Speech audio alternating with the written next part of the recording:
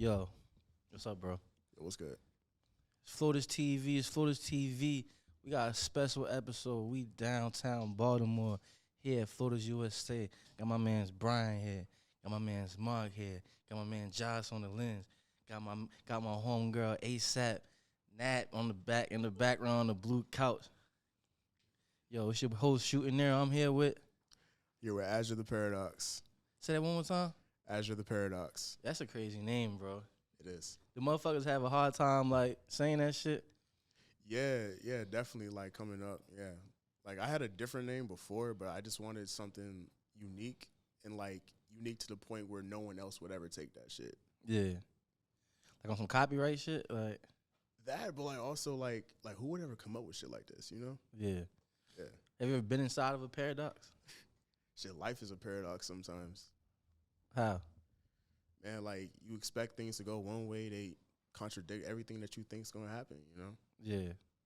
Hey, you move the mic up? Yeah. Good luck. It's true? Yeah. You say contradicts everything that's gonna happen? Yeah. Like life is never what you think it's gonna be. Yeah. There's always some shit going on. Yeah. Like you talking about like love and like, you know, like you invest in a partner and then shit just don't go how you would want it to go. Shit, I mean, yeah. Yeah, it's definitely one of the things, yeah. Do you make a lot of love songs?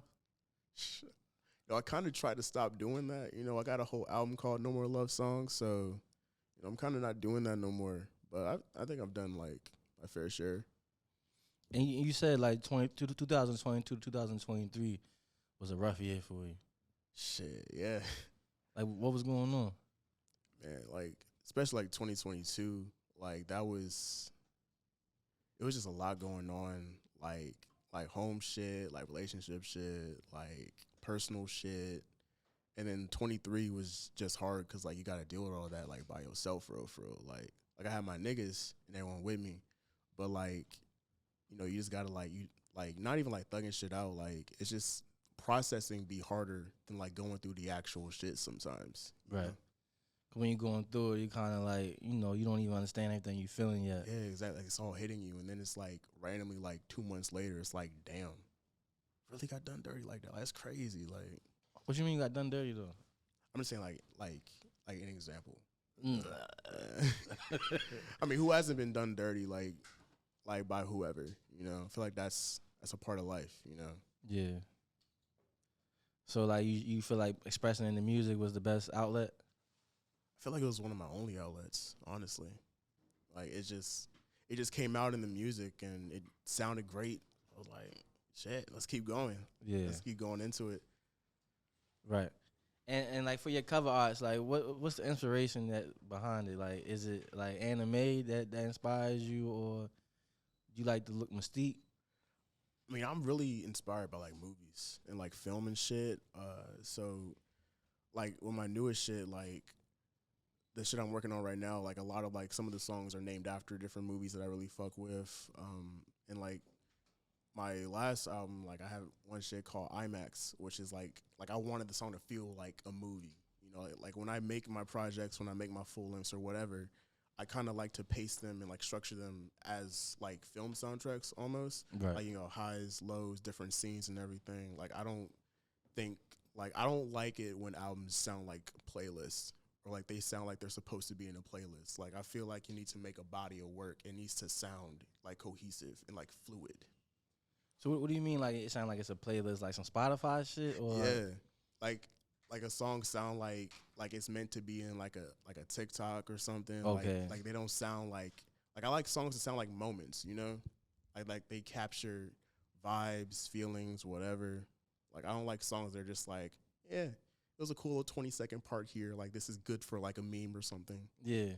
Yeah. So, I mean, you know, it's 2024. It's been like that since 2020, where, like, TikTok has taken over the music industry. It has. And it's like, you might make a song like, I open the fridge. I Yeah. open the fridge. And that shit, it changed your life, you know? Crazy. But, like, it'd be hard for people to pivot off of them, like, catchy songs. Is that why, like, you feel like you're opposed to them? Yeah, because, like, especially, like, now, like, the music industry, like, it's, I don't know how to put this. It's like there's no there's nothing being put into like developing artists. Like they want stuff that's already popping. Like they don't want to invest in things that could pop, you know, and like better. You know, like they only see like the bottom line, like the profit, like, oh shit, like this nigga already like going off on his shit. We can get him. Yeah. Rather than investing in this other dude who like he hella passionate. He just don't got the outlet. He don't got like the tools to do what he want to do. Yeah. You know? That's why we got Florida's TV. Exactly. Great place. It's like, nah. Hey, yo. Hey, so what is Dirty Bunch? Dirty Bunch, that is like a music group that I'm still a part of. Yeah, headed up by my bro Alexander. We partnered up for No More Luv Songs when that came out last year. Had a little merch run that went with that, handled the release and everything. It was like it's not really much going on from him right now. That I've heard, I haven't really talked to him in a minute, but we probably got some shit going on like behind the scenes. Yeah, is that your bro that's in a different time zone? Yeah, he in Chicago. Oh, okay. I got multiple bros in different time zones. What's that like on the communication level? I mean, it's only an hour difference, right?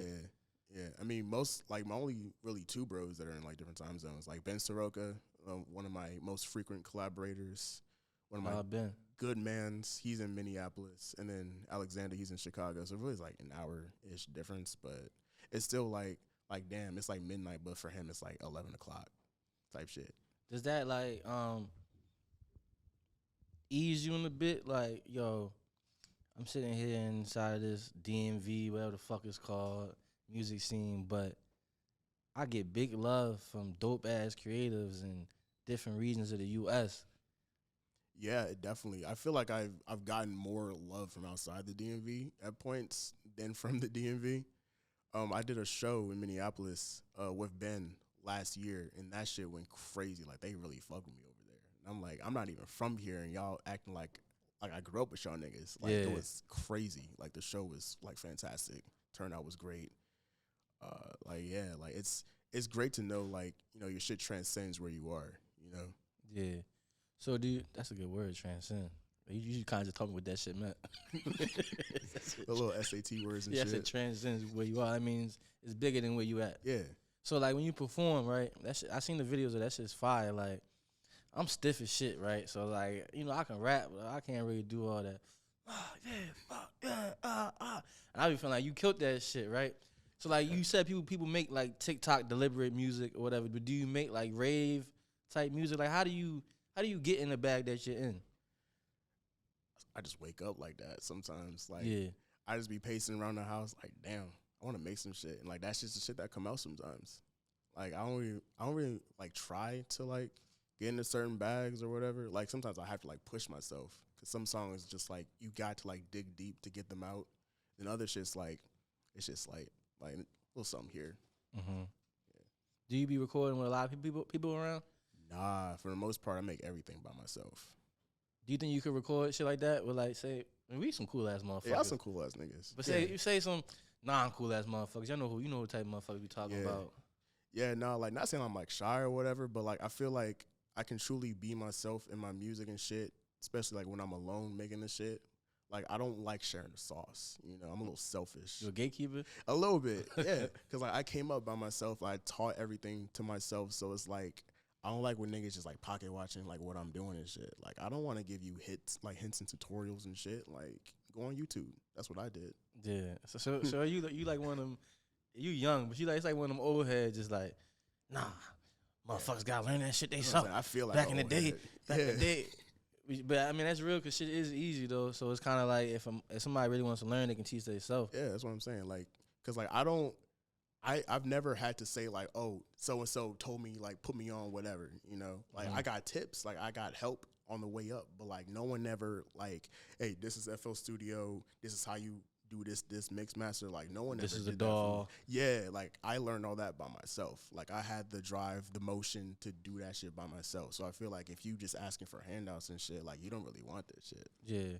Is it a way somebody could like approach you with help? Like maybe they ask you a question, right? Yeah. You don't give them the answer, and then they come back like, hey, you didn't answer that for me. I figured it out, but yo, it's just one thing. I looked everywhere. Like, yeah, you're gonna be like, nah, nigga.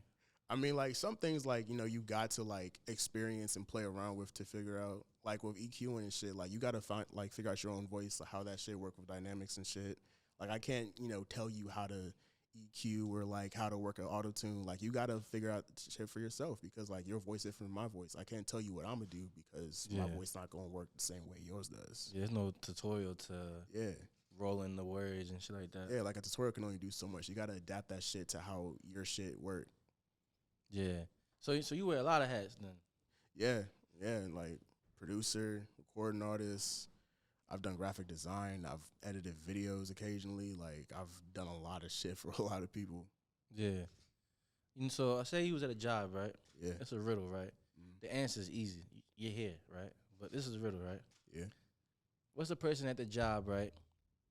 They just know how to do everything, right? Yeah. But when they get there in the morning, you know how you gotta check the schedule and see where you at, right? They're everywhere. They might be over here today. Tomorrow they over there. Wednesday they over there. Friday they over there. They can just do it all. So what is that position called at work? They call the shit, nigga. they're called a. It ends with a Yeah, they're called a the floater. Yeah, the floater. We'll be right back. It's like, nah. But yeah, real shit. That's how we came up with the name for real. Like y'all just be doing everything. We do everything that pertains to this, and then like as we grow on this other shit, like websites, jobs work on the website. It's a lot of shit, business and shit like that. You gotta always like strive to reach that new level of uncomfortability for real. Exactly. Like you're gonna be uncomfortable till you get comfortable. Yeah, exactly. But back to you, man. So like I do feel like the type of music you make.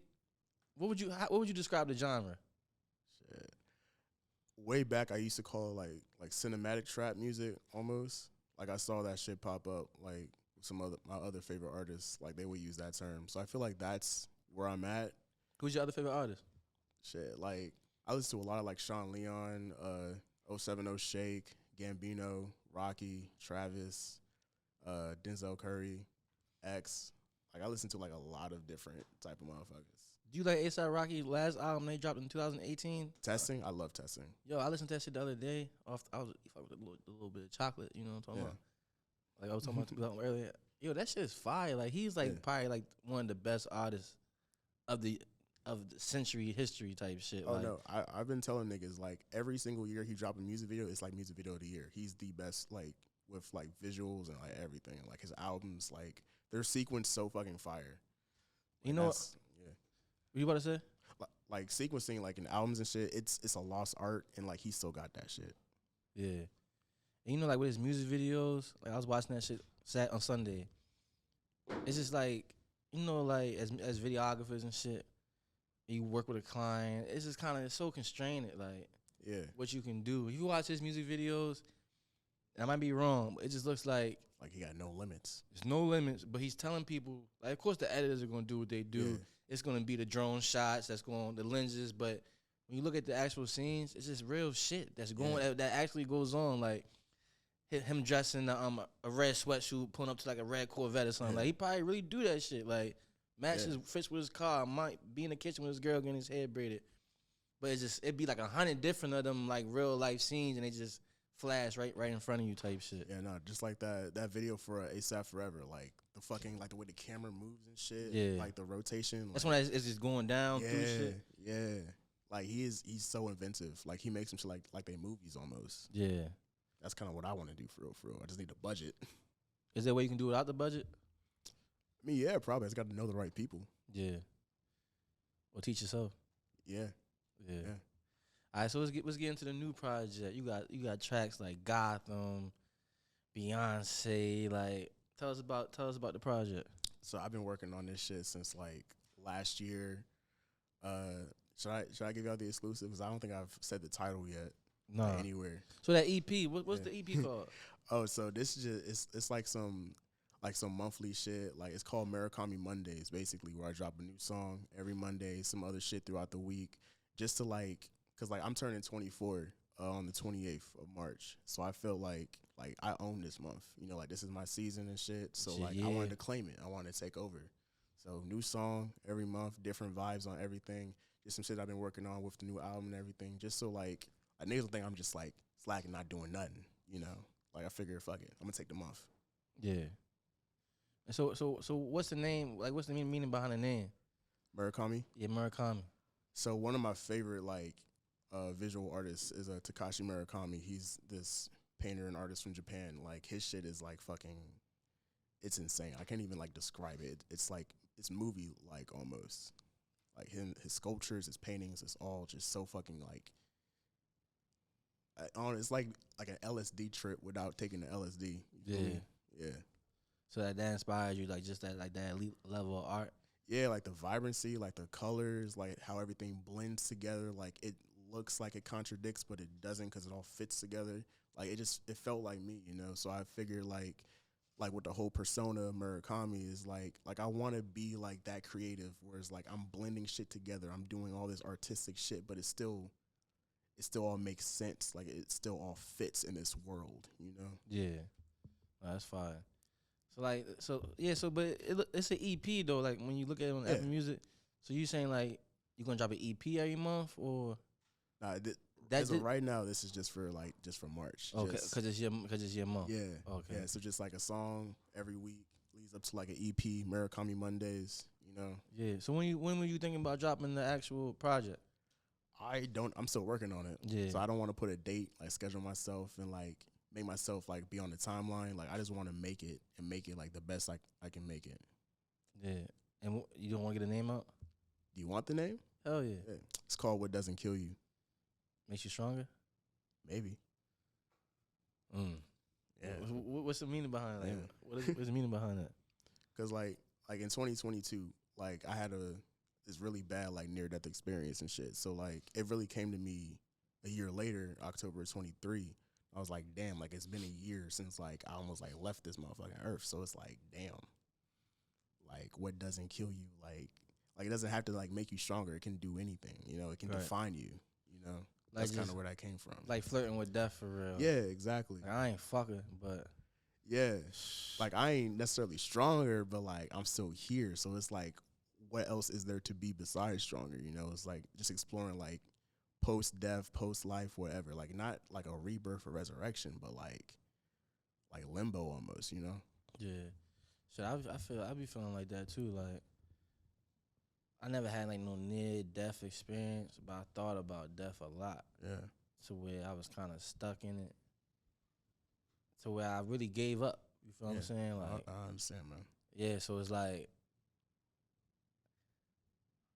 I'm still here. So it's like, but it's like just the idea of about to being like, I don't know if this is the experience you talking about, but just like the idea of like, now I was about to really throw this shit all the fuck away. Saying. But I'm still here. Yeah. And now I had no thoughts of throwing this shit away. Like now I really want to get the most out of this motherfucker. Right. Like that's a dope ass shit, yo. Right. It's like how do you keep living when you thought life was over, you know? Like what else is there besides life? You know what you gotta do? Yeah. Fix all the mistakes you made when you was thinking you was about to be God type shit. You just gotta just find out what's important in life. Like to me it was like the babies, the kids, like man, I just wanna see them get older, man. Like I just wanna see them graduate college, high school or some shit. Just little shit. And then you find out that little shit kept you around for bigger shit, for real. And then, you see them kids, they grown now. You like, damn, you might shed a tear looking at them. Like, damn, I really could have not seen none of this shit. Like, what was your near life death experience?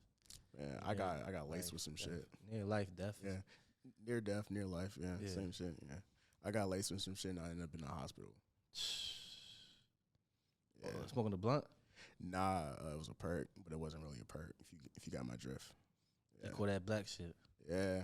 He's so fire, but that shit when I heard that shit so irresponsible to make. Like I knew the perk was fake, but I still ate it because I'm a gremlin. Like nigga, no, you clearly was not taking that shit because that shit felt like hell. Like you would not be rapping about that shit if you actually took that shit. But that's neither here or there. How long it took you to like bounce back from that shit? Shit, I was in the hospital like 2 days. Yeah, they had me. They actually had me. They tried to get me into the psych ward because of the way I came in.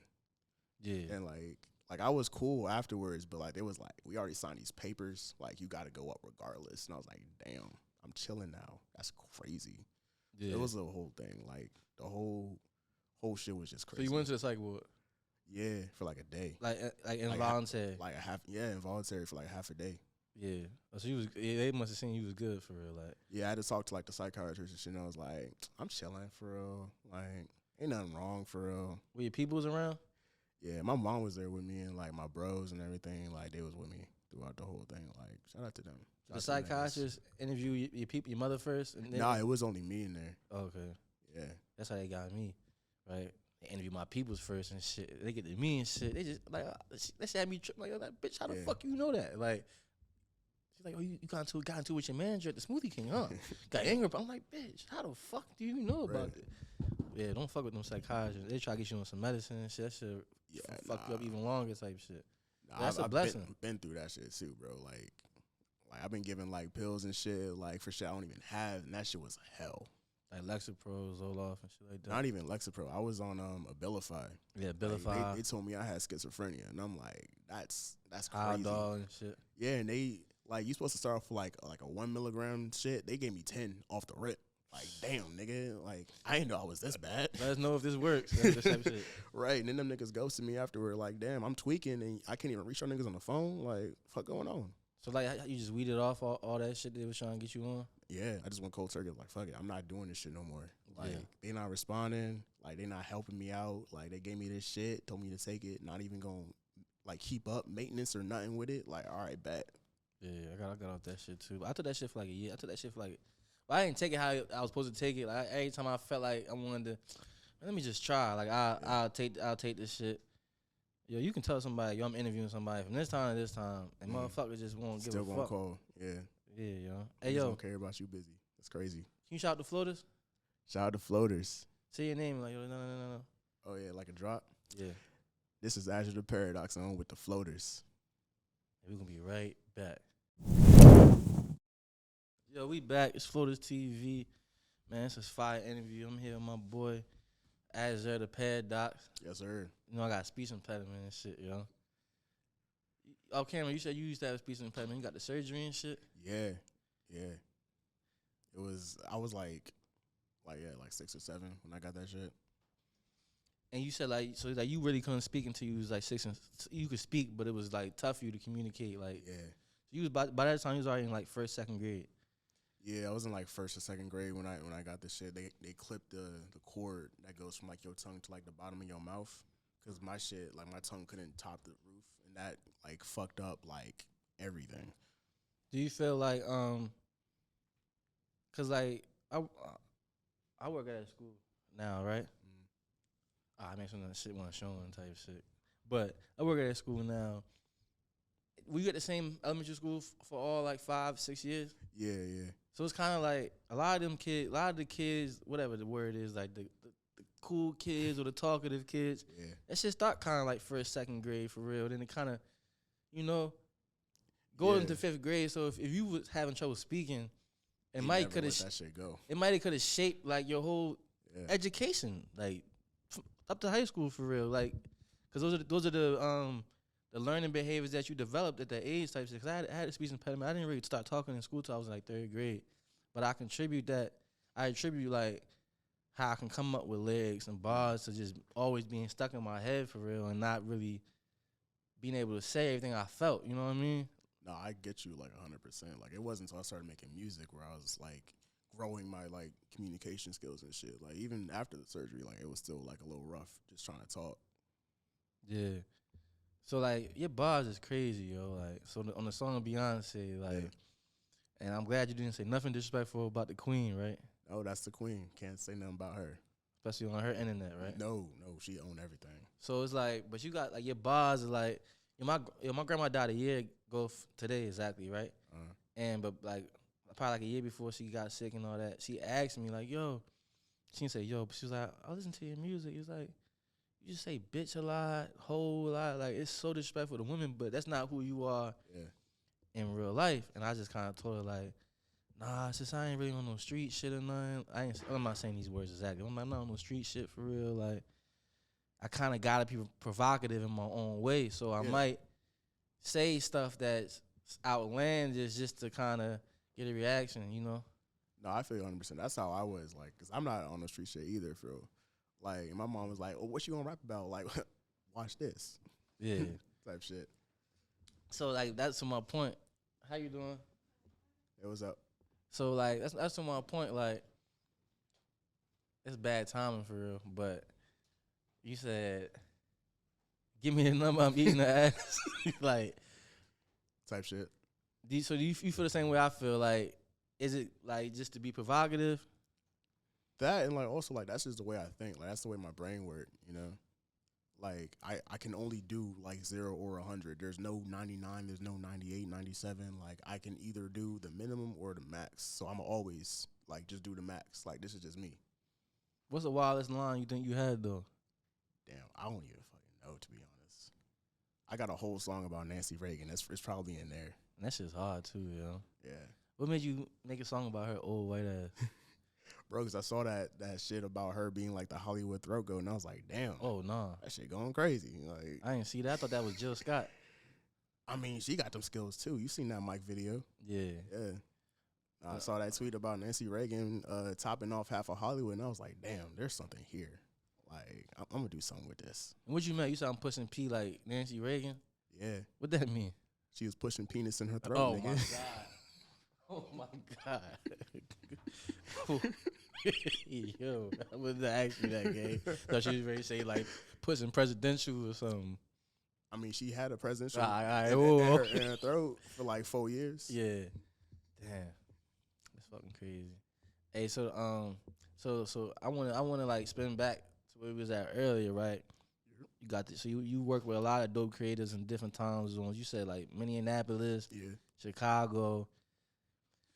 So like, let's get to this ugly DMV scene for real. Like, we don't know if we want to include Baltimore in the DMV part. We don't know if it's just DC and then them areas of Maryland where you kind of 1 foot in, 1 foot out of DC. Yeah. The Virginia, the same thing. But my whole goal with the Floridas, right, is like to build this like ecosystem for real, to where it's like we don't gotta be buddy. Niggas don't gotta agree on who made the New Balance is hot or nothing. But it's just like, I want you to be on the page next to somebody from Baltimore, next to somebody from Virginia, and it's just like, you know, it's like the Underground Railroad or some shit. Like we don't gotta be on the same page, just be in the same book at least. Yeah, be in the same chapter. Deep. Hey, but do you feel like it's just so like the PGDC, right? Do you feel like it's just not you, like what everybody else is on? What do you mean it's not you? Not you, like I don't want to say nobody's name, but like just the type of style they do, like the you feel me, like that whole DC flow, like or just the whole like drill or like street aspect to it, and you know you're more like free spirited, like I try to because like I don't want to feel boxed in nowhere, and like I feel like a big issue with like the DMV music scene is that it's very easy to get boxed into like one particular sound, one particular flow or whatever. So like when I started making music, I was like I'm not going to let myself get caged like that. Like I'm going to make shit that will like be able to move and make it out of here. Cause I like before like maybe like 2010, like there was only like a handful of people that ever made it out of this area. You know, like it's gone up a lot. You know, we have Rico Nasty, IDK. You know, we have a lot of like cool artists that have made it out of here. But like even then, it's like, at least from what I've noticed, like it's still like a very like I'm forgetting the word. It's very monotonous, the scene, and it's very hard to get in and get out without falling to that and just getting stuck. You know, because a lot of people like, you know, they come up, they break out, they go viral or whatever, and then they just get stuck. Yeah, like legal issues and shit like that. Either legal or like they just can't seem to make anything to push them farther than where they already are. Yeah, it's just scary for real. Like it is. I done seen like an artist that you would think like he just be on some dope shit. He probably is on some dope shit, but it's just like you just would think his life was just different, right? Yeah. But then when you see these motherfuckers, it don't be like they lame or they not cool. They not who they say they are.